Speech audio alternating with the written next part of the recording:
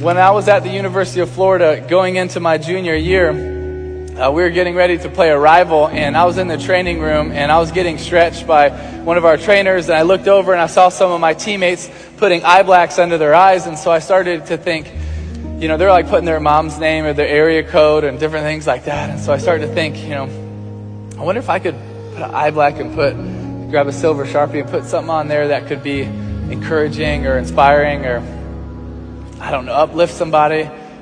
I started to think, well, what should I put? And I started to think, well, God bless. And I was like, I don't know. And then I thought of Philippians 4:13. I can do all things through Christ who strengthens me. I was like, that's an awesome verse for a football player. That's what I'm going to go with. So I put Philippians 4:13 under my eyes, and we went out there and played. And honestly, it really wasn't a big deal. A couple local newspapers wrote about it, but it wasn't that big of a deal.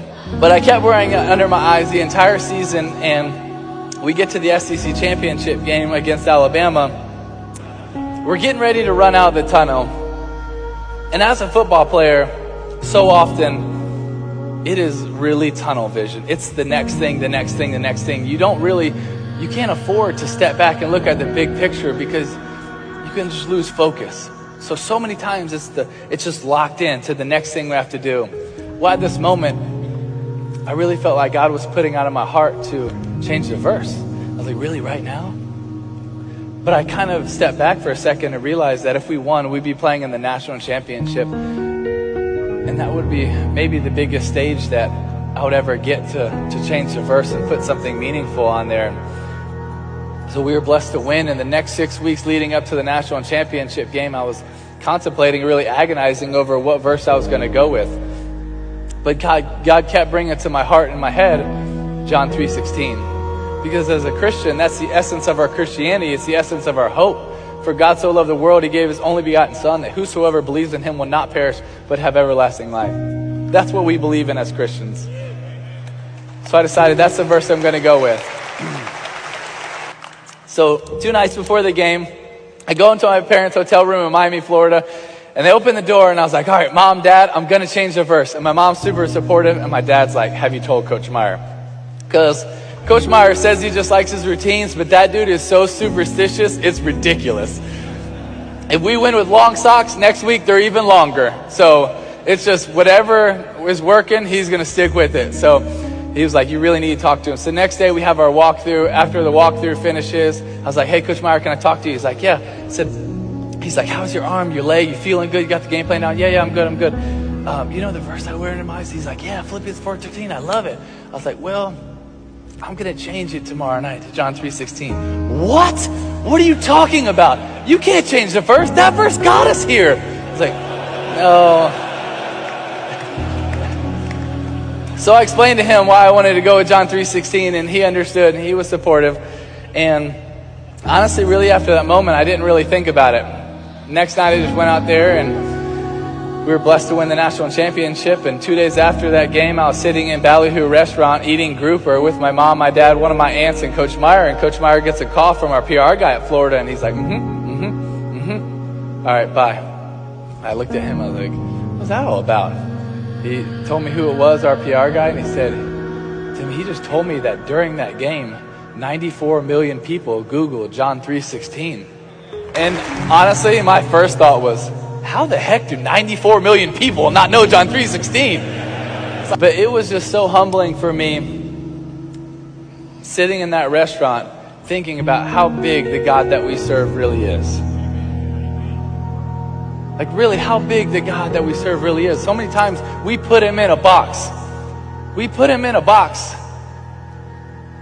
But no, the God that loves us, the God that created us, the God that has a plan for us, the God that wrote a poem about your life, he is a big God that wants to do amazing things. And when we just turn around and say, hey, here, God, might not feel like a lot. Guess what? He can perform miracles. He can do amazing things. And I really believe the God that we serve wants to do amazing things in us and through us.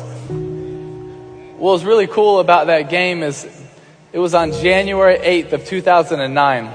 Well, exactly 3 years later, January 8th, 2012, exactly 3 years later to the day, we just happened to be playing the Pittsburgh Steelers in the first round of the playoffs. I didn't think of John 3:16 one time, so I can't take credit for it. I had nothing to do with it. I just went out there and tried to do anything I could to try to win a playoff game, and we were blessed to win this crazy game in overtime. And after the game, when we were done celebrating, I changed really quick, and I was going down the hall to do my press conference, and I was really looking forward to it because I love talking to the media. And so I was getting ready to turn left and go into these curtains to talk to the media, and Patrick, our PR guy, steps in front of me. He says, "Timmy, did you realize what happened?" And I was like, "Yeah, we just beat the Steelers. We're going to play the Patriots. Like, let me do this." He was like, "Timmy, did you realize what happened?" I could tell he was being serious, so I was like, "Patrick, what's up, man?" He looks at me and says, "Timmy, this is exactly 3 years from the time you put John 3:16 into your eyes." I was like, "Oh, really? That's awesome. That's really cool." He says, "No, you don't realize. During the game, you threw for 316 yards.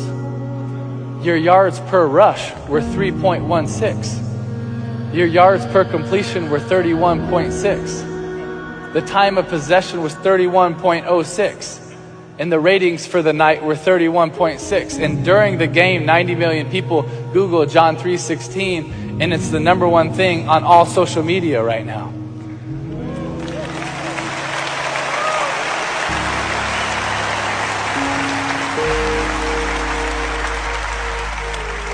And I was just standing in that hallway thinking, "God, I didn't know that you were doing anything. Like, I thought that was like 3 years ago."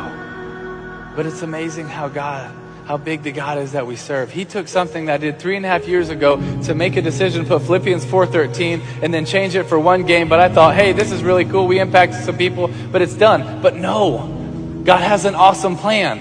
He has an awesome plan, and you might not even see what he's doing. You might not even know how he's working. But the amazing thing is when we step out and we show a little courage, we step out and we show a little boldness, what God can do with it in our lives, through our lives.